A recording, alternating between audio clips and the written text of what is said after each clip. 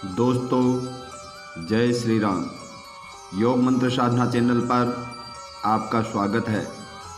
आज इस वीडियो में हम जानेंगे चैत्र मास कृष्ण पक्ष पाप मोचनी एकादशी व्रत कथा। धर्मराज युधिष्ठिर बोले, हे भगवान, मैंने फाल्गुन माह की शुक्ल पक्ष की एकादशी का महात्म्य सुना। अब आप चैत्र माह के कृष्ण पक्ष की एकादशी के बारे में बताइए। इस एकादशी का नाम और इसमें कौन से देवता की पूजा की जाती है तथा इसकी विधि क्या है, ये सब सविस्तार पूर्वक कहिए। श्री कृष्ण भगवान बोले, हे राजन, एक समय मानधाता ने लोमस ऋषि से ऐसा ही प्रश्न पूछा था। तब लोमस ऋषि ने उत्तर दिया था, हे राजन, चैत्र माह के कृष्ण पक्ष की एकादशी का नाम पाप मोचनी है। इसके व्रत के प्रभाव से मनुष्यों के अनेक पाप नष्ट हो जाते हैं। इसकी कथा इस प्रकार है। प्राचीन समय में चैत्र रथ वन में अप्सराएं निवास करती थी। वहाँ हर समय बसंत रहता था। उस वन में एक मेधावी नामक मुनि तपस्या करते थे। वे शिव भक्त थे। एक दिन मंजू घोषा नामक एक अप्सरा उनको मोहित करने के लिए सितार बजाकर मधुर मधुर गाने गाने लगी। उस समय शिव के शत्रु अनंग कामदेव भी शिव भक्त मेधावी मुनि को जीतने के लिए तैयार हुए। कामदेव ने उस सुंदर अप्सरा के भ्रू को धनुष बनाया, कटाक्ष को उसकी प्रत्यंचा बनाई, उनके नेत्रों को उसने संकेत बनाया और कुचों को कोरी बनाया। उसने मंजू घोषा अप्सरा को सेनापति बनाया। इस तरह कामदेव अपने शत्रु भक्त को जीतने को तैयार हुआ। इस समय मेधावी मुनि भी युवा तथा हृष्ट पुष्ट थे। उन्होंने यज्ञोपवीत तथा दंड धारण कर रखा था। उस मुनि को देखकर मंजू घोषा ने धीरे धीरे मधुर वाणी से वीणा पर गाना शुरू किया। मेधावी मुनि भी मंजू घोषा के मधुर गान पर तथा उसके सौंदर्य पर मोहित हो गए। वह अप्सरा उस मुनि को कामदेव से पीड़ित जानकर आलिंगन करने लगी। वह मुनि उसके सौंदर्य पर मोहित होकर शिव रहस्य को भूल गए और काम के वशीभूत होने के कारण उन्हें दिन और रात्रि का भी कुछ ध्यान नहीं रहा।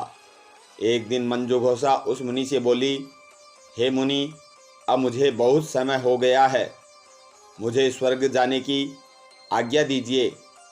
उस अप्सरा के ऐसे वचनों को सुनकर मुनि बोले, हे सुंदरी, तो आज इस संध्या को आई है, अभी प्रातः काल तक ठहरो। मुनि के वचनों को सुनकर वह उनके साथ रमण करने लगी और बहुत समय बीत गया। फिर उसने मुनि से कहा, हे मुनिदेव, अब आप मुझे स्वर्ग जाने की आज्ञा दीजिए। मुनि बोले, अरे, अभी तो कुछ भी समय नहीं हुआ है, अभी कुछ देर और ठहर। इस पर वह अप्सरा बोली, हे मुनि, आपकी रात्रि तो बहुत लंबी है। अब आप सोचिए कि मुझे आपके पास आए कितना समय हो गया है। उस अप्सरा के वचनों को सुनकर मुनि को ज्ञान प्राप्त हो गया और समय का विचार करने लगे। जब रमण करने के समय का प्रमाण 57 साल 7 महीने और 3 दिन ज्ञात हुआ तो वह उस अप्सरा को काल का रूप समझने लगे। वह महान क्रोधित हुए और तप का नाश करने वाली उस अप्सरा की तरफ देखने लगे।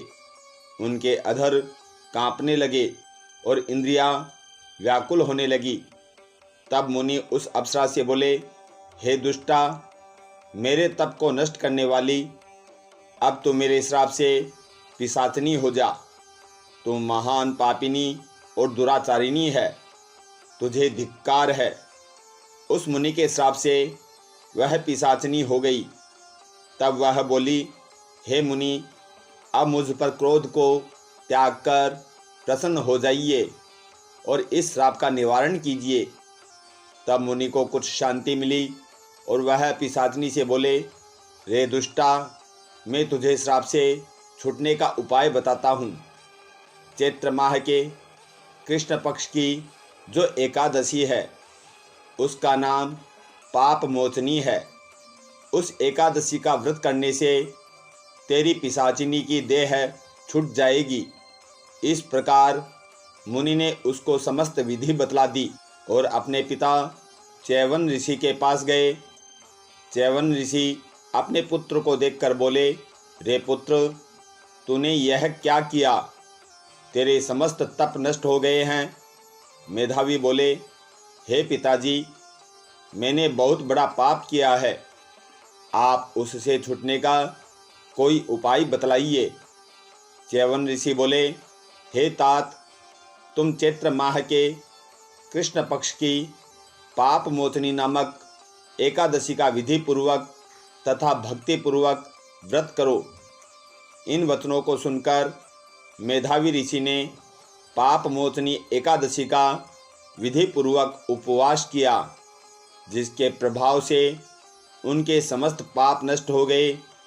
मंजू घोषा अप्सरा भी पाप मोचनी का व्रत करने से पिशाचिनी की देह से छूट गई और सुंदर रूप धारण करके स्वर्गलोक को चली गई। हे राजन, इस पाप मोचनी एकादशी के प्रभाव से सब पाप नष्ट हो जाते हैं। इस एकादशी कथा के श्रवण करने से एवं पढ़ने से 1000 गोदान करने का फल मिलता है।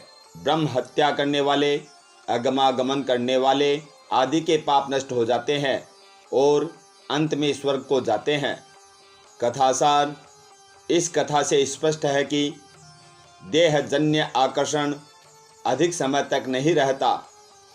देह के लोभ में पड़कर मेधावी ऋषि अपने तप संकल्प को भूल गए। इसे घोर अपराध माना जाता है, किंतु भगवान विष्णु की पाप मोचनी शक्ति इस घोर अपराध के पाप से भी सहज ही मुक्ति दिलाने में सक्षम है।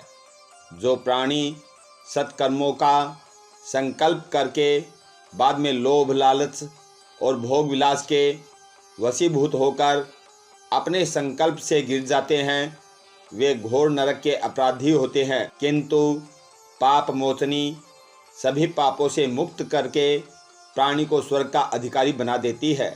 अगर आपको ये वीडियो अच्छा लगे तो इसे शेयर करें, लाइक करें और चैनल को सब्सक्राइब करें। जय श्री राम।